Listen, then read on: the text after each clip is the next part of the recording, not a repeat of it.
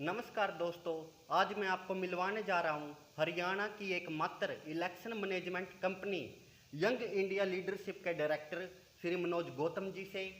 दोस्तों, मैं आपको बताना चाहता हूं, मनोज गौतम जी एक लेखक, कवि, शिक्षाविद, सोशल एक्टिविस्ट और चुनाव विश्लेषक के तौर पर अपना काम करते हैं। सामाजिक व राष्ट्रीय मुद्दों पर बेबाकी से अपनी राय रखने के लिए जाने जाते हैं।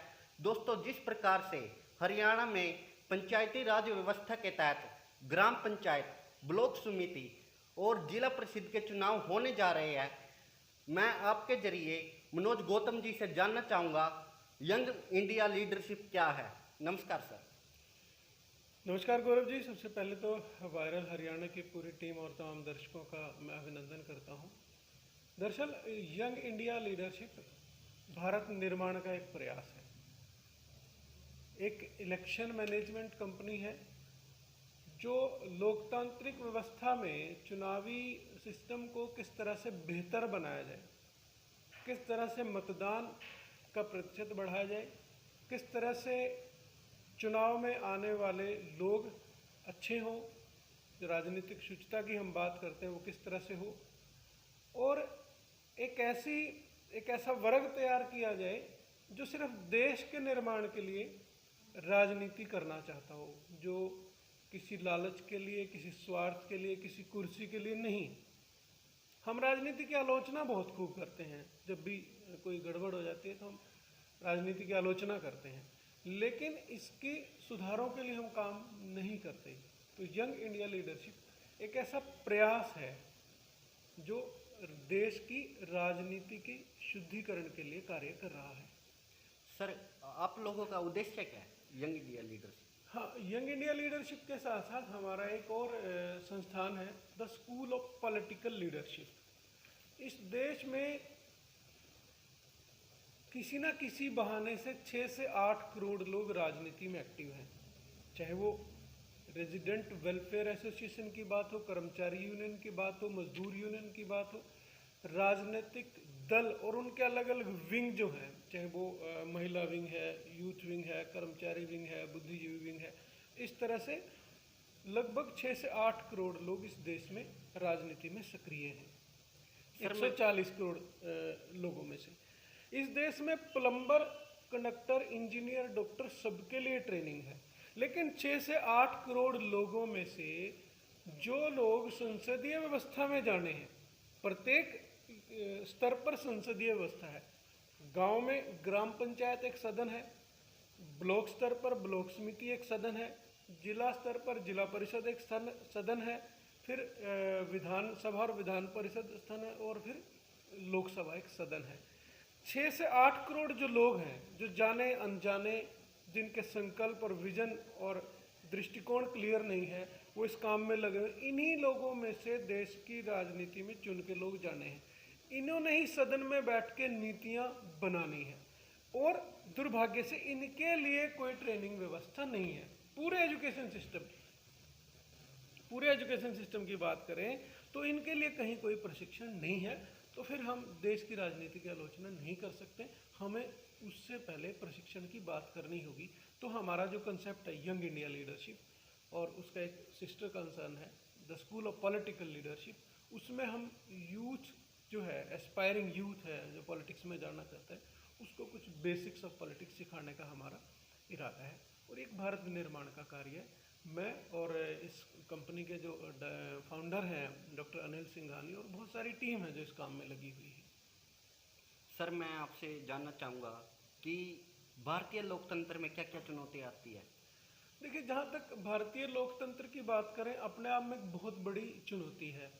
हम अक्सर बात करते हैं कि हमारा लोकतंत्र मजबूत हो गया है, लोकतंत्र कतई मजबूत नहीं हुआ। मैं बिल्कुल ये बात कहने में कोई हिचकिचाहट नहीं मानता। हमारा वोट तंत्र मजबूत हुआ है। वोट डालने के लिए हम बैलेट पेपर से ईवीएम पे आ गए हैं। हमारी बैलेट पेपर और हमारी मतदाता सूची में पहले से ज़्यादा स्पष्टता आ गई है। लोकतंत्र मजबूती का मतलब है जब अंतिम छोर के व्यक्ति तक सत्ता का असर जाए, जब एक गरीब आदमी सदन में पहुंचने की हिम्मत रखे, उस दिन लोकतंत्र मजबूत होगा। ऐसे सिर्फ हमने वोट तंत्र जिसमें भी अभी बहुत सारी खामियां हैं, जो चुनाव कराने की प्रक्रिया है उसको तो मजबूत हमने कर लिया है, ईवीएम एक बहुत बड़ा उदाहरण है। लेकिन अगर मैं कहूँ कि इससे लोकतंत्र मजबूत हुआ, बिल्कुल नहीं हुआ है।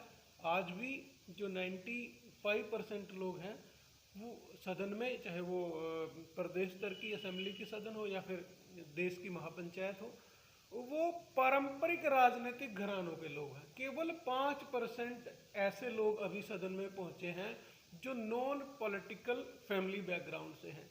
उस दिन लोकतंत्र मजबूत होगा जिस दिन ऐसे लोग, चाहे वो किसान हो, चाहे वो मजदूर हो, चाहे वो छोटे कर्मचारी हो, चाहे वो छोटे दुकानदार हो, जो मध्यम वर्गीय लोग हैं, जो वोट डालने जाते हैं, जिस दिन वो लोग सदन में पहुंचेंगे, और यही यंग इंडिया लीडरशिप का एक टारगेट है कि ऐसे लोगों को किसी भी तरह से डायरेक्ट डेमोक्रेसी जिसको कहते हैं सदन तक लेके जाया जाए। सर, हम आपसे जानना चाहेंगे इसमें युवाओं की भागीदारी कितनी होनी चाहिए और ये कैसे संभव हो पाएगी?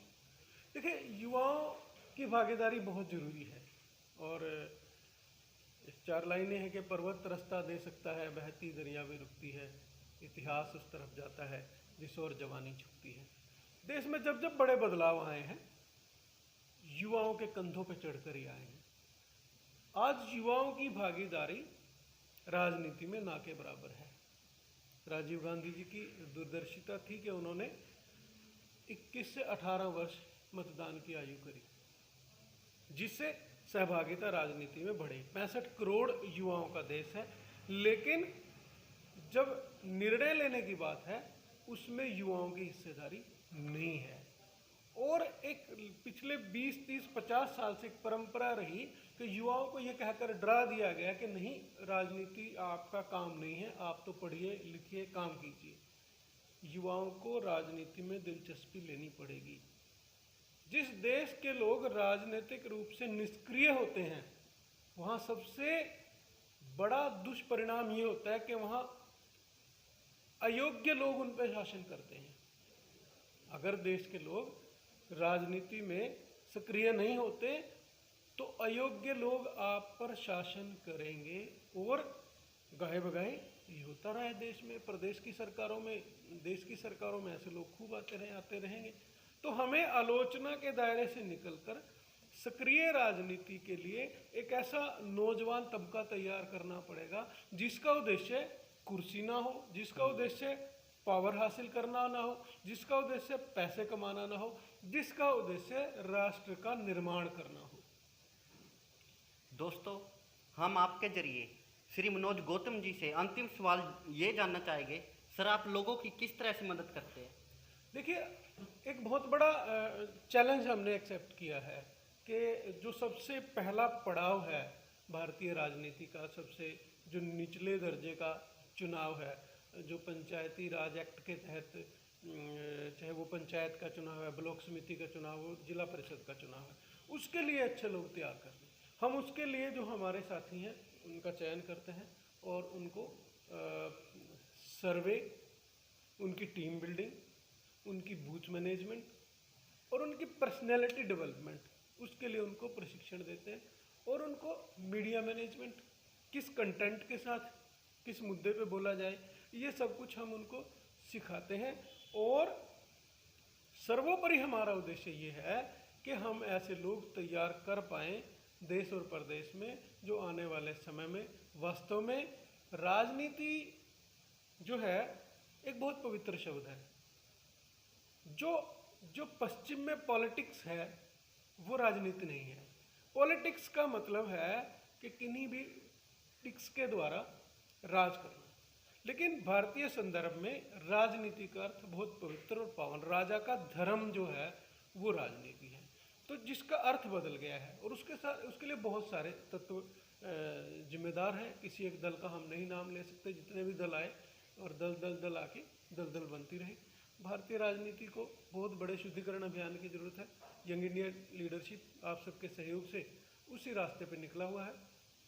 हरियाणा में ये कहीं भी जहाँ भी चुनाव है, हम अपने साथियों को, जो अच्छे लोग मैनेजमेंट ना होने की वजह से हार जाते हैं, हम ये चाहते हैं कि वो अच्छे लोग जो आज के युग में, क्योंकि बहुत सारी तकनीकी की चीज़ें हैं जो चुनाव मैनेजमेंट में प्रवेश कर चुकी हैं, बहुत सारी स्पेशलाइजेशन आ गई है, चाहे वो सोशल मीडिया की बात करें, प्रिंट मीडिया की बात करें, डिजिटल मार्केटिंग की बात करें, बूथ मैनेजमेंट की बात करें, बहुत सारी चीज़ें आ गई हैं। तो इस नई तकनीक को क्यों ना अच्छे लोगों के लिए प्रयोग किया जाए, यही हमारा उद्देश्य है। दोस्तों, जैसे कि हमने आपके जरिए election management company young India leadership के डायरेक्टर मनोज गौतम जी से लाइव बातचीत की, और बैनर पे आप पीछे देख सकते हो लिखा हुआ है अब जीतना है देश के लिए। तो जैसे कि दोस्तों मनोज गौतम जी ने अपने विचार विस्तारपूर्वक स्पष्ट किए हैं कि हमें सर्वोपरि रहना है। राजनीतिक एक पवित्र शब्द है, इसका मिसयूज नहीं होना चाहिए। तो दोस्तों जुड़े रहिए हमारे चैनल के साथ, वीडियो को लाइक करें और चैनल को सब्सक्राइब करें। जय हिंद, जय भारत, जय हरियाणा।